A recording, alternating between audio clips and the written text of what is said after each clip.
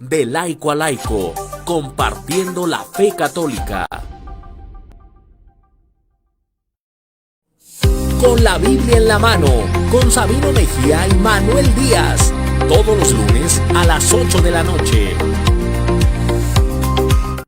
El Confesionario, todos los miércoles a las 5 de la tarde.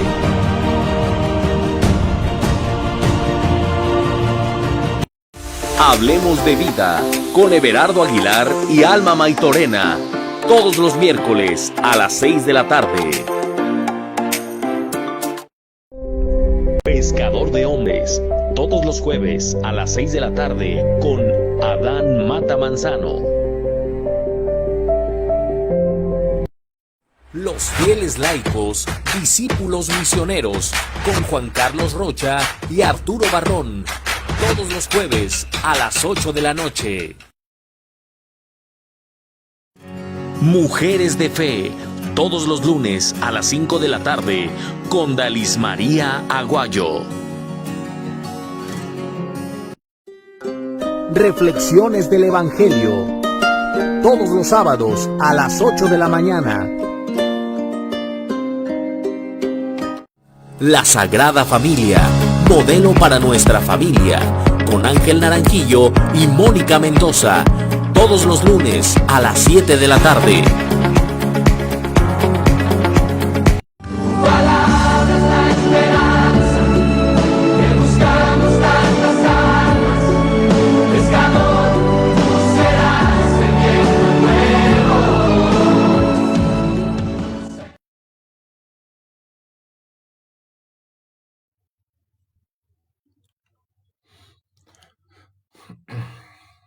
Muy buenas tardes a todos.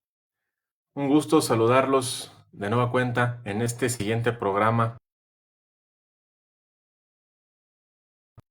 que tiene teológica de San Clemente Papa. Sí, saludo de manera muy amistosa a aquellas personas que nos escuchan, que se conectan o que posteriormente se estarán conectando y están atentos a esta transmisión de este programa. Es un gusto saludarles. Soy el licenciado Adán Mata Manzano, que estaré con ustedes, pues Dios mediante, en este programa y en los sucesivos, hablando acerca de la historia de la Iglesia en los papas. De igual manera, pues también me da mucho gusto saber que de alguna u otra forma estos programas pues van ayudando al crecimiento personal y al crecimiento del conocimiento teológico y filosófico, ¿por qué no decirlo?, acerca de las corrientes que cada papa maneja, sobre todo en estos primeros siglos, que es la conformación, obviamente, del pensamiento cristiano. Aquí es importante mencionar que todo pensamiento cristiano siempre tiene que tener sus bases, obviamente, en aquel que vino a dar su vida por nosotros. De ahí su característica principal. Sabemos bien que hay pensamientos modernos que tratan de manejar o de hablar a Cristo, pero pues que en esencia no tienen absolutamente nada. Bien, bienvenidos de nueva cuenta. Vamos a iniciar con una oración. En el nombre del Padre, y del Hijo, y del Espíritu Santo. Tu gracia, Señor, inspire nuestras obras, las sostenga y acompañe, de manera que todo brote de ti como su fuente y tienda a ti como a su fin. Por Jesucristo nuestro Señor. Amén. En el nombre del Padre, y del Hijo, y del Espíritu Santo. Amén.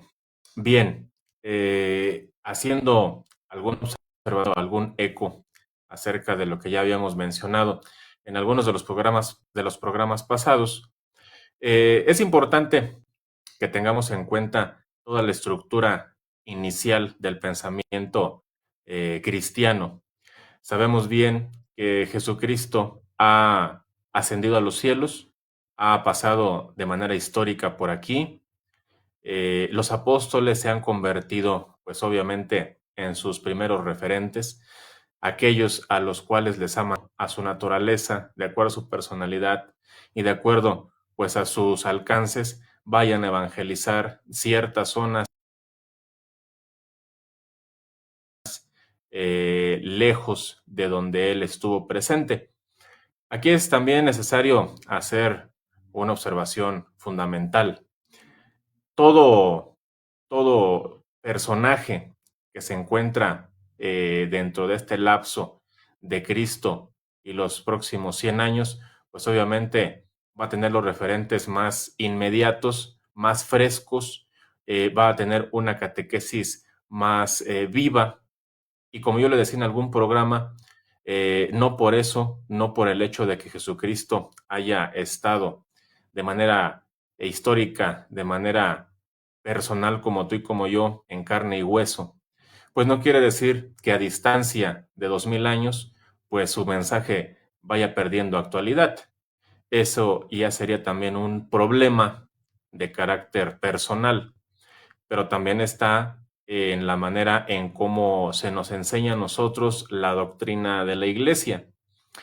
Por eso mismo es importante siempre fomentar la vida de piedad, fomentar todo el acontecimiento de la revelación, actualizarlo y darle la debida importancia inicialmente a la catequesis, hablando de las cuestiones formativas, y realmente hacer viva esa catequesis que se concentra principalmente sobre dos vías.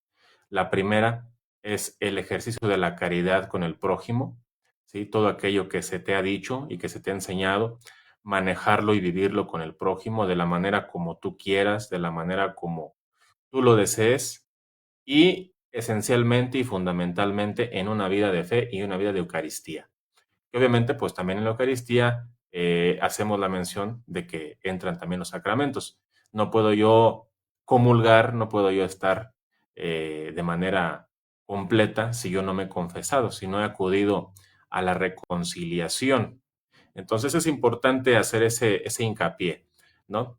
Y por otro lado, también es necesario hacer el reconocimiento, pues, del ejemplo, perdón, de los primeros cristianos, sobre todo el ejemplo vivo y encarnado sobre el testimonio de la sangre, ¿no? Tenemos nosotros varios ejemplos durante todos estos años acerca del martirio que han sufrido los primeros cristianos, ¿sí? Por diferentes aspectos, los importantes necesarios para el Imperio Romano, ¿no?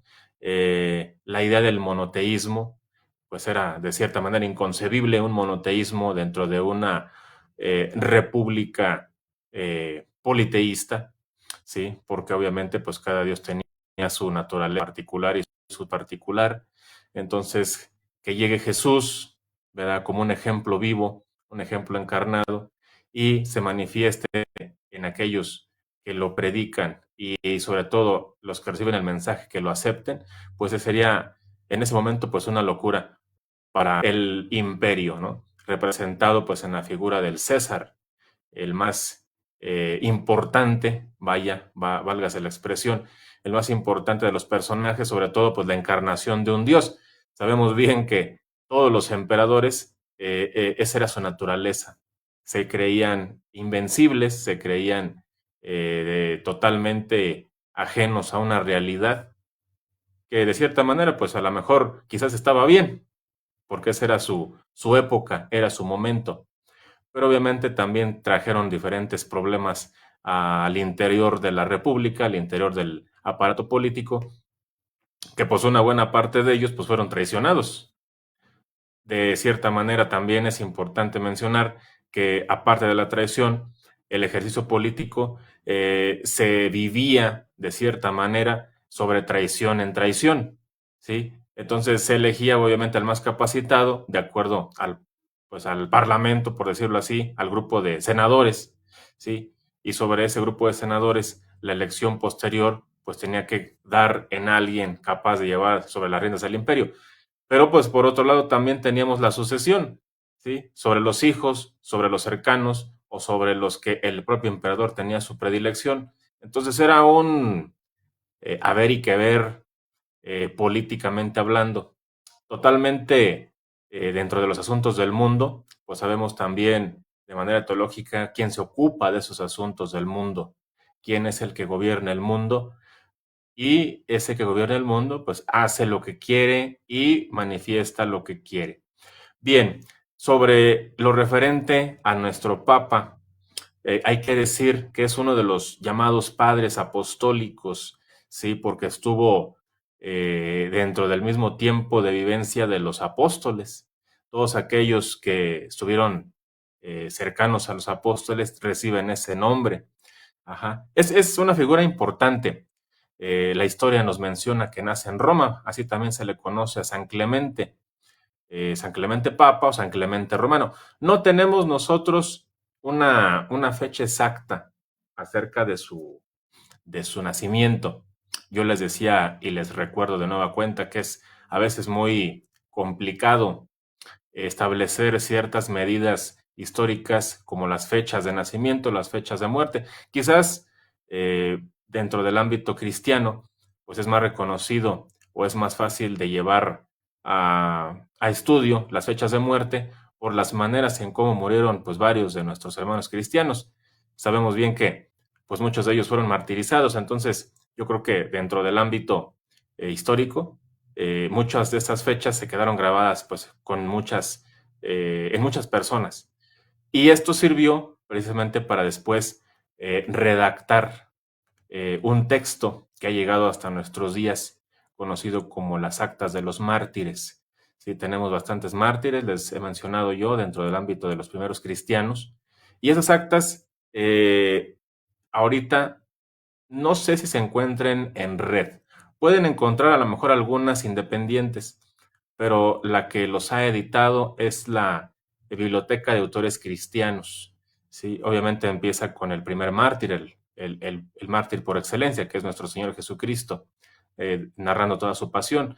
Y ahí vienen varios santos, varios personajes también que se enfrentaron pues a los más atroces juicios, ¿sí? Juicios a veces sin ningún estilo coherente de razón, pero que eran solamente instrumentos para llevarlos a la muerte, ¿no? Que obviamente dentro de nuestro ámbito, pues es su nacimiento a la vida.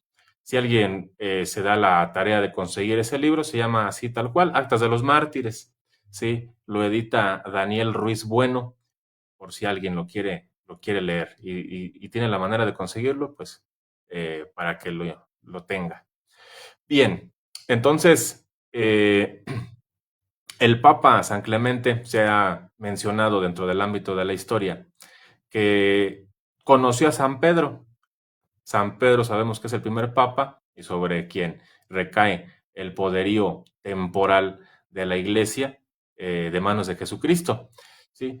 Entonces, también este personaje, este papa, Eusebio lo menciona, Eusebio de Cesarea lo menciona, que junto a San Ignacio de Antioquía, ¿sí? Y San Ireneo y San Clemente, perdón, y San Ignacio de Antioquía y San Ireneo, Clemente había tratado a los apóstoles, ¿sí? Yo les había comentado en algún programa que Eusebio de Cesarea es el primer personaje que se dedica a desarrollar una historia de este ámbito teológico, si lo vemos de ese lado, y reúne varios acontecimientos, habla de varios personajes, ¿sí? Y su historia la denomina eclesiástica, ¿sí? Esa historia eclesiástica pues hace mención de todos estos acontecimientos a la par del ámbito histórico, ¿sí? Social. Entonces, hay varios elementos de estudio en donde podemos dar cuenta de las formas de vida y de las formas de trabajo de varios de estos personajes, pues la mayoría santos a este inicio.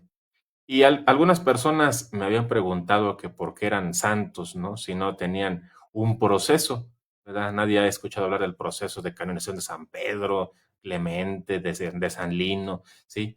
Pues simple y sencillamente entran en el proceso de canonización, si lo vemos del lado administrativo de la iglesia, por el simple hecho de haber tratado directamente con los apóstoles, en este caso, pues varios que conocieron a San Pedro, y San Pedro, pues haber tratado con el máximo, la máxima figura de nuestra iglesia, el ejemplo a seguir que es Jesús. Entonces no hay necesidad de haber hecho un proceso, porque obviamente para empezar San Pedro estaba confirmado en la fe, ¿sí? Y con ese sentido, pues ya no había ninguna razón pues para hacer un proceso posterior. De igual manera San Pablo. Entonces aquí este personaje, pues de igual manera como otros tantos posteriores que estuvieron cercanos a los apóstoles. ¿Por qué? Porque de totalidad recibieron las enseñanzas directas que había recibido Pedro de manos de Jesucristo, ¿sí? Entonces, obviamente esta predicación viva del maestro se mantenía y se proseguía en los siguientes personajes, ¿verdad?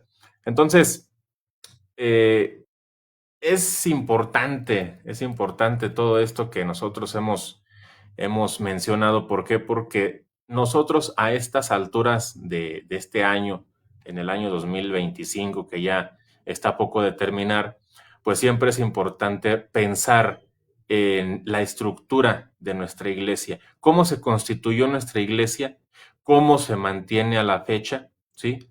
Si nosotros pensáramos en nuestra vida de fe, en nuestra piedad, pues yo creo que nos daremos cuenta que no podremos sostener, yo creo que ni siquiera una columna, ¿no?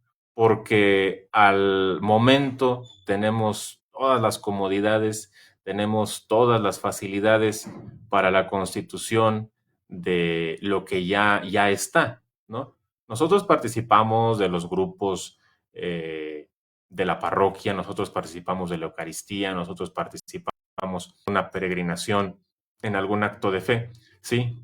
Pero ya no nos tocó la dificultad de la construcción inicial, ¿sí? Entonces, a lo que me refiero es sencillamente a que quizás nuestra fe está en un estado de confort y ahí se mantiene, sencillamente porque sabemos que, bueno, hablando en un sentido profundo, nuestra iglesia mantiene la verdad, posee la verdad y nada de nada la podrá destruir, ¿sí? Pero no hay que olvidar que también la tibieza, la tranquilidad y la relajación, pues muchas veces viene desde adentro.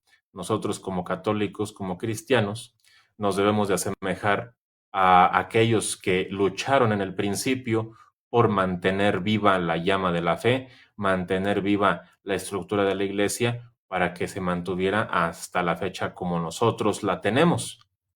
Pero también es importante mencionar que no nos vayamos con la finta, ¿sí? Nosotros cumplimos con nuestras actividades, tenemos nuestra propia pastoral quizás, hablamos de lo que hemos visto y oído, como lo menciona San Juan, ¿sí? Y a veces quizás en esa naturaleza llegamos a bajar la guardia, ¿sí? Y nosotros podemos ver de muchas formas cómo nuestra iglesia al momento sigue siendo atacada y quizás a lo mejor peor que en los primeros siglos, ¿sí? Con eventos tan complicados como el aborto, como la persecución a los religiosos, ¿sí? La libertad de expresión limitada. ¿Por qué? Porque sencillamente el enemigo gana terreno por dos cosas, por la falta de oración, ¿sí? Por la falta de oración de todos nosotros como católicos, al menos creyentes, que es fundamental, y la otra, la falta de la acción social, ¿sí? La acción social que es fundamental para llevar a flote la barca de la iglesia, ¿sí? Porque pensamos nosotros que tarea eclesiástica, toda la tarea administrativa y de fe, pues la llevan los sacerdotes, la lleva el papa, la lleva el obispo, ellos que saben que lo hagan, ellos que conocen el ambiente que lo hagan, sí, pero también nosotros tenemos una naturaleza dentro de la iglesia que es la del laicado. Y como laicos tenemos una obligación de acompañar a nuestros pastores y de aquellos que consagrados se han manifestado al servicio pues de nuestra madre iglesia. Por eso sencillamente también hay que ver por qué la iglesia se encuentra en ese estado que se encuentra, ¿sí? A lo mejor unos la ven mal, unos la ven regular, otros la ven bien, que no pasa nada, ¿sí? Pero si nos pusiéramos a investigar todo el proceso de la historia de la iglesia, vemos y sabremos que hubo personas que hasta dentro de un ámbito del templo de iglesia defendieron con su vida el sagrario, ¿sí? O sea, hubo gente que dentro de las persecuciones mismas impidió que soldados, impidió que personas profanaran el sagrario bajo la muerte misma. Yo pienso que al día de hoy nadie, al menos nadie, y eso es triste porque a veces hasta yo me puedo incluir ahí, daría su vida quizás por defender el sagrario. Un espacio en donde vive Cristo, ¿sí? Como también la defensa de la estructura del templo, ¿sí? Ahorita pues tenemos eventos muy difíciles, ¿no? En ciertas épocas del año, como algunas marchas en donde personas ajenas a la fe se dedican a rayar, se dedican a pintar algunas zonas religiosas, y hemos visto que en ciertos lugares no hay ningún tipo de defensa. Nadie se ha acercado al templo, nadie ha tenido las iniciativas de decir, me sumo a contrarrestar esta lucha, que no es una lucha entre humanos, sino una lucha entre el bien y el mal, una lucha entre principados y potestades, ¿verdad? Pero del enemigo. Sencillamente esta tarea también nos corresponde a nosotros. Los primeros cristianos eran fieles a su convocante, en este caso el presbítero, el diácono o el obispo. ¿Sí? Estaban con él todo el tiempo, compartían el pan, platicaban acerca de los sucesos de Jesús, y ahorita yo creo que estos eventos nos remiten sencillamente a reflexionar a qué nivel estamos. ¿Estamos más arriba que los primeros cristianos o estamos mucho más abajo? ¿No? Entonces es importante hacer una introspección social, una introspección histórica y una introspección moral, ¿sí? Yo me parezco a los primeros cristianos, yo me parezco a aquellos que en su momento dieron su vida por la fe, dieron su vida por la defensa de la iglesia. Quizás sí, quizás no, pero donde estoy debo de comprometerme, ¿no? Entonces, hay el libro del Liber Pontificalis, que les había mencionado en alguna plática anterior, en algún programa anterior, ¿sí? Que ese libro pues se fue constituyendo con los escritos de varias personas sobre los eventos de los papas. Nos habla del papado, de las características del papado, de San Clemente, ¿sí? San Clemente gobernó la iglesia durante 9 años. ¿Sí? Siempre estos primeros papas van a ser papas convulsos, van a ser papas que van a ser perseguidos, van a ser papas que no tienen una sede específica, van a ser papas que también van a tener que sufrir el martirio, van a ser papas que van a proteger a su comunidad como buenos pastores, ¿sí? Y no dejarla caer en las garras del mal. ¿Sí? El Liber Pontificalis nos dice precisamente eso, para iniciar. El Papa Clemente gobernó la iglesia durante 9 años, ¿sí? En ese tiempo organizó la Comunidad de Roma, ¿sí? Ahorita nosotros, dentro del ámbito de iglesia, pues tenemos varias divisiones, varios tipos de organizaciones, varios tipos de sectorización, varios tipos de formas de trabajo. Cada zona pues tiene sus decanatos, cada zona tiene su encargado de decanato, tiene sus grupos pastorales. Se da cada cierto tiempo una asamblea diocesana de pastoral, como la que acaba de ser estos días anteriores, en donde se da cuenta de qué se está trabajando, cómo se está haciendo, qué seguimiento se les ha dado y sobre todo la programación. Yo creo que es importante y es fundamental que todo ámbito de iglesia, que todo sector, que toda parroquia tenga un programa claro de trabajo, ¿sí? Y alguien pudiera decir, pero ¿para qué un programa? ¿Sí? Pues yo respondería fundamentalmente, también la pastoral necesita un lineamiento, ¿sí? No puedo yo nomás dedicarme a repartir caridades a los 5 o a las 5 personas que son pobres aquí afuera de la parroquia y ya, ¿no? Tengo que tener un programa, ¿cómo lo voy a hacer? ¿A dónde voy a ir? ¿Quién me va a acompañar? Y no solamente eso, ¿qué más les puedo ofrecer? ¿Sí? No solamente me puedo dedicar puramente a la pura caridad, si yo estoy viendo que también esas personas, esas gentes necesitan catequesis, ¿sí?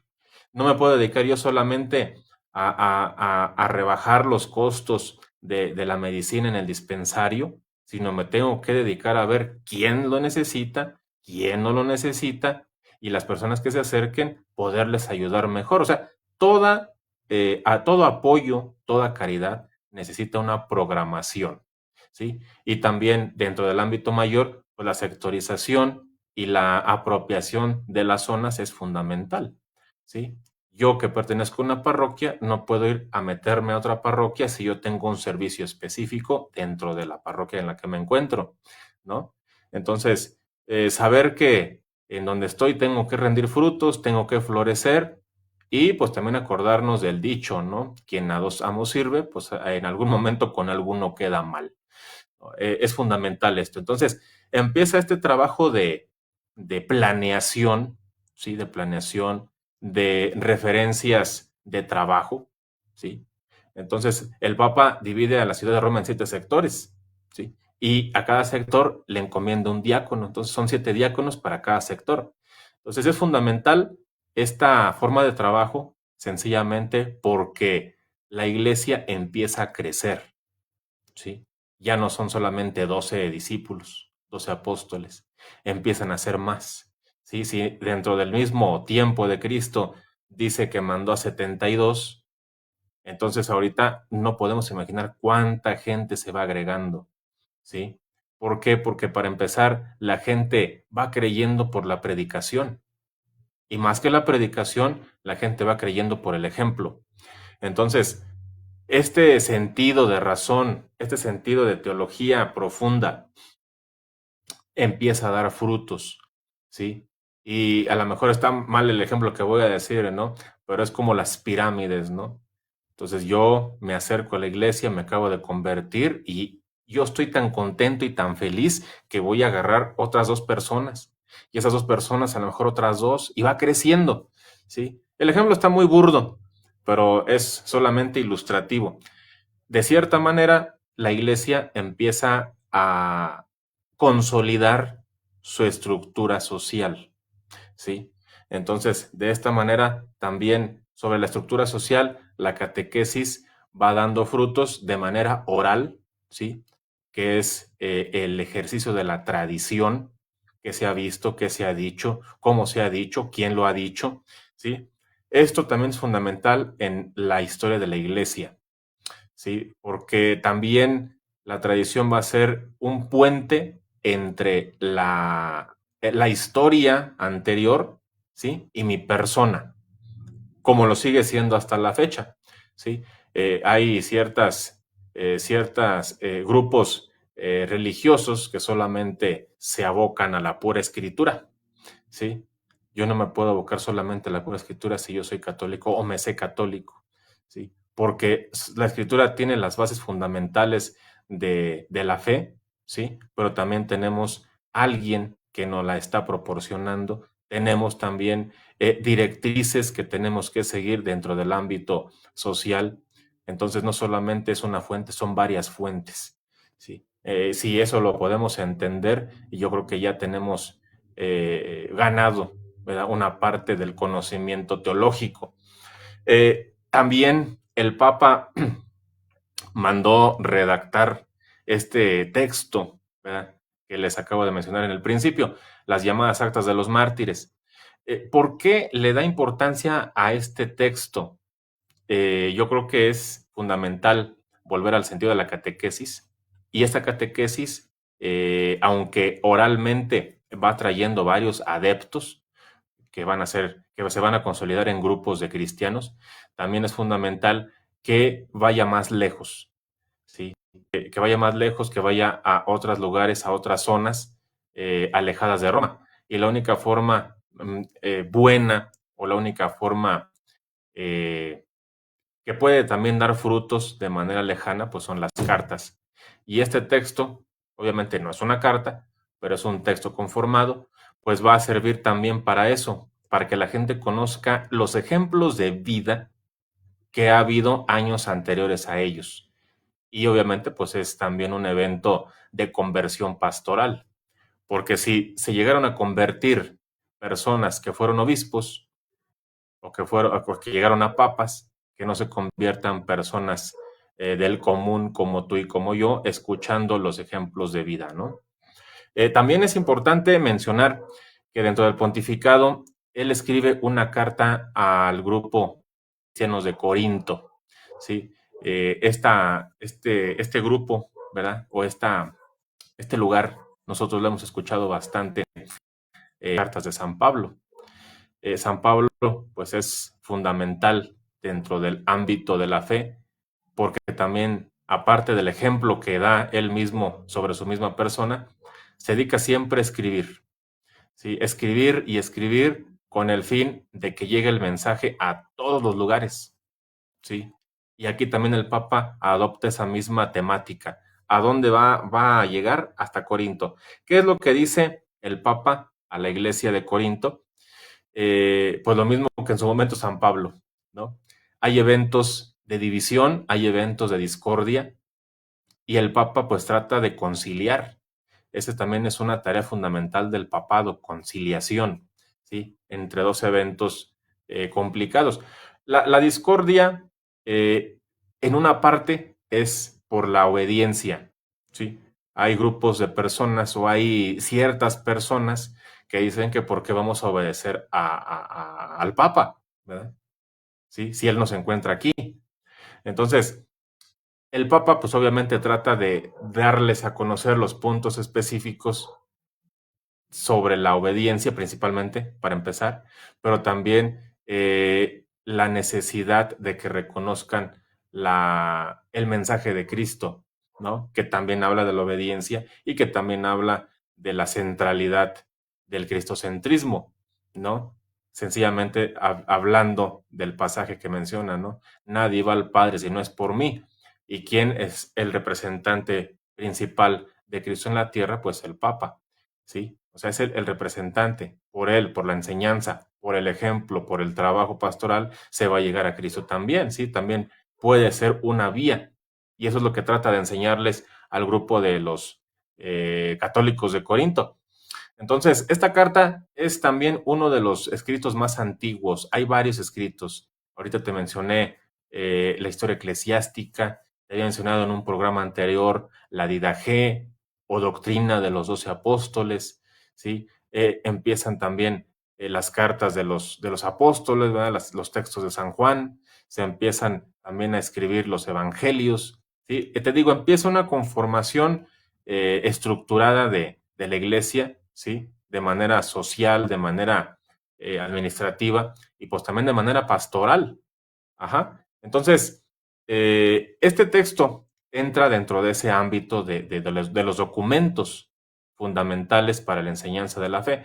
Aquí viene fe, viene moral y viene el estudio también de los hechos del Señor, que también va a haber personajes que van a escribir los eventos históricos a la par de de esta situación, ¿verdad? Por ejemplo, uno de ellos que habla sobre la historia de la guerra de los judíos, que también habla de un personaje que le dicen el Cristo, va a ser Flavio Josefo.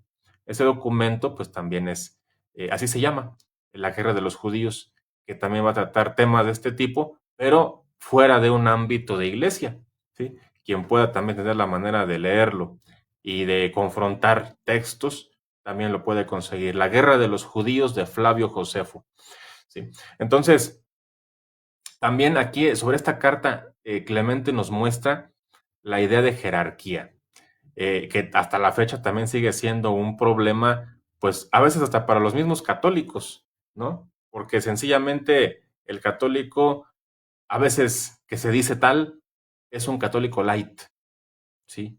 Que a veces también se atreve a cuestionar al Papa y los eventos de su autoría, ¿sí?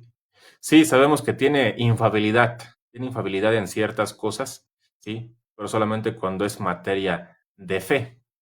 El Papa se puede equivocar, ¿sí? Yo creo que eso nos queda claro a todos, ¿sí? Pero también es importante saber que la jerarquía es necesaria.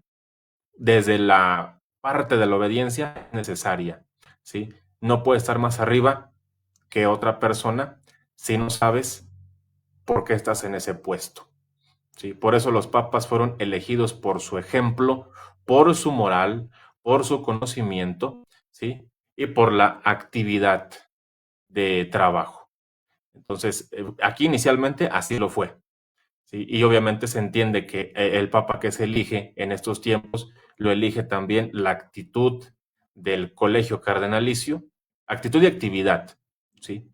Y la obra redentora del Espíritu Santo, también es importante mencionarlo. Y digo, ¿por qué actitud del colegio cardenalicio? Porque también es importante ver que dentro de su propia plática, dentro de su propia visión, ellos también tienen el candidato ideal. ¿Sí? Ellos también ven a partir del discernimiento quién puede llevar ese peso, quién puede llevar esa carga. Pero al final de cuentas, dentro del proceso de la votación, ellos se dejan libres al Espíritu Santo. ¿Sí? Y obviamente el que define al final de cuentas, pues es Él. Y Él es el que nos ha dado pues los 266 papas de la historia, ¿no? Entonces, esta parte de la jerarquía es importante mencionarla, ¿no? Porque a pesar de del amor, ¿sí? Yo creo que esa es la palabra, del amor de los cristianos por Cristo y por los ejemplos de personas que tenían, eh, batallaban con la jerarquía, batallaban con la obediencia, ¿sí? Porque te decía yo, se empiezan a dispersar, se empiezan a ampliar y obviamente empiezan a agrandarse en todas las zonas del viejo mundo. Ajá. Entonces, también es importante mencionar que en este ámbito da una idea necesaria de la liturgia. ¿Por qué es importante? ¿Cómo se debe de vivir? ¿Sí? ¿Cómo se debe de trabajar? Y también habla sobre el sentido del amor a la paz y a la unidad. Y es necesario, porque te digo, es un tiempo de convulsas revoluciones, de convulsas persecuciones, y yo creo que estos primeros papas han de haber pensado que iban a ser eventos que iban a retardar el crecimiento de la iglesia. Entonces, no quiero pensar cómo se sentían ellos de manera personal, pero también ese sentimiento tenían que, de cierta manera, pues no evitarlo, ¿no? Pero dar esperanza a toda su comunidad, ¿sí? Decía el Papa que es preciso someterse, ¿sí? Con humildad. Fíjate la palabra, ¿no? Someterse con humildad. ¿A quién? A Dios, ¿sí? Que hay que dejar atrás la humildad, digo, perdón, la soberbia, porque esa es enemiga de la armonía, ¿sí? Dice sobre la liturgia, ¿no? Las ofrendas y los ritos litúrgicos han de celebrarse, no a voluntad de cada uno y sin orden, sino conforme al ordenado por el maestro, ¿sí? Entonces, nada se le agregue que no haya dicho Jesús, ¿no? Y obviamente, tiempo después, tiempo más tarde, pues se va a estructurar precisamente la celebración, ¿sí? Porque para empezar, lo que se daba era totalmente un pan, ¿sí? Ahorita recibimos una hostia chiquita, grande, ¿sí? Pero antes se daba un pedazo de pan, porque era precisamente eso, la fracción del pan, ¿no? Entonces va a ir tomando, pues, de manera radical, de manera total, cambios, estructuración, todos los eventos que conforman nuestra iglesia, ¿sí? Hasta llegar al momento como la conocemos ahora, ¿sí? Sobre la obediencia dice que la cabeza no es nada sin los pies, ¿sí? Y viceversa, los pequeños y los grandes se necesitan mutuamente, ¿sí? Sencillamente porque debemos de conservar el muro fraterno de la caridad, ¿sí? Entonces, imagínate las palabras, cómo resuenan en este tiempo, en este momento, para aquellos que tratan de hacer división dentro de la iglesia, ¿no? Eh, yo creo que el evento más importante dentro de lo mucho que llegamos a conocer, esta carta y sobre todo su llamamiento a la paz. Ajá.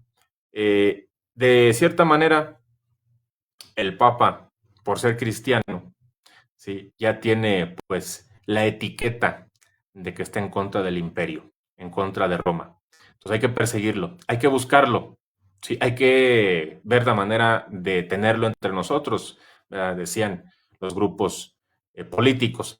Entonces le toca a este papa ser perseguido por Trajano. Trajano, si ustedes se dan a la tarea de investigar, yo creo que fue el peor persecutor de la iglesia. Sí, era una persona mal desde la voluntad, porque quería acabar con todos los cristianos.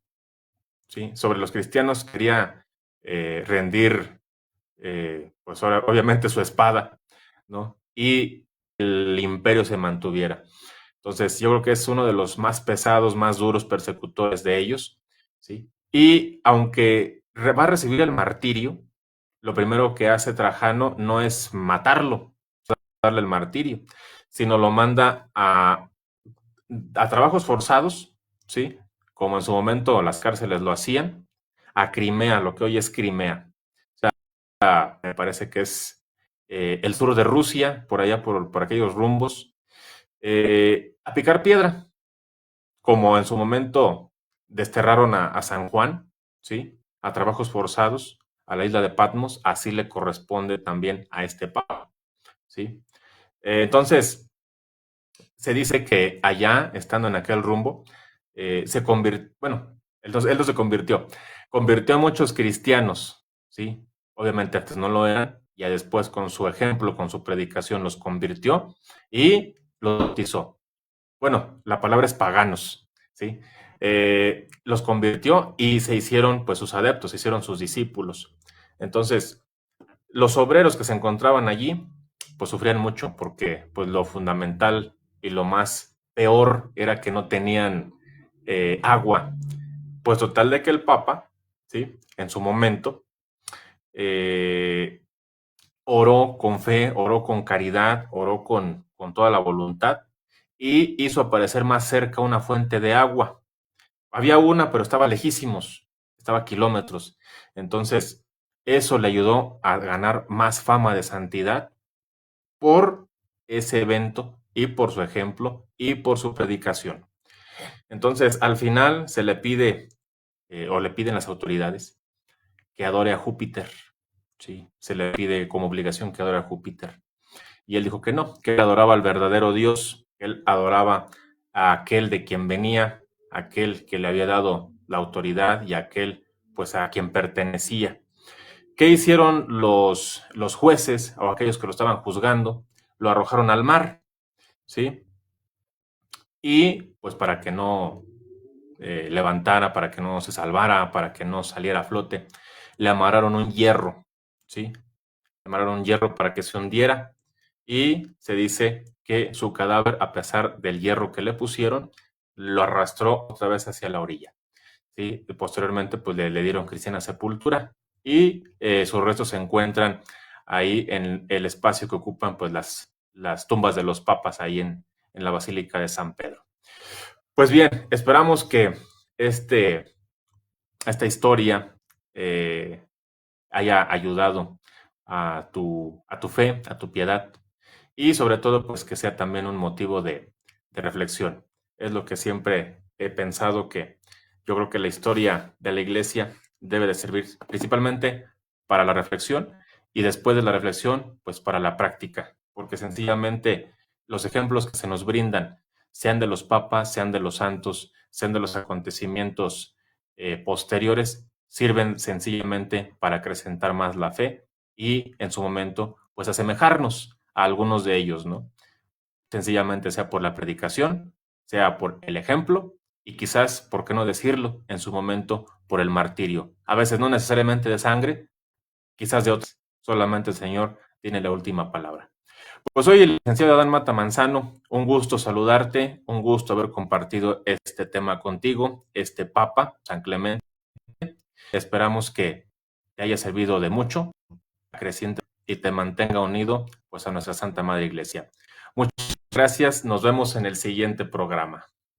Palabras, la esperanza, que buscamos tantas almas, pescador, tú serás el viento nuevo. Con la Biblia en la mano, con Sabino Mejía y Manuel Díaz, todos los lunes a las 8 de la noche. El Confesionario, todos los miércoles a las 5 de la tarde.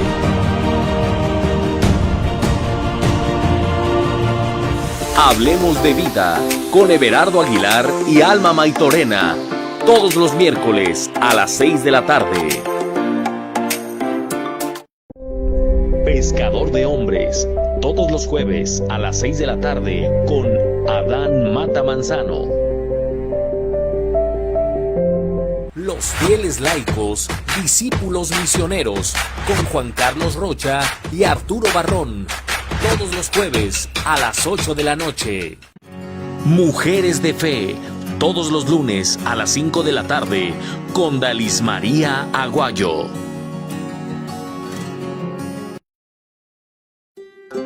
Reflexiones del Evangelio. Todos los sábados a las 8 de la mañana.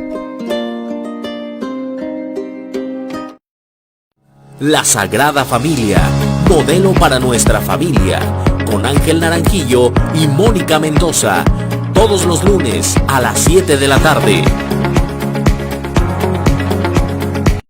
De laico a laico, compartiendo la fe católica.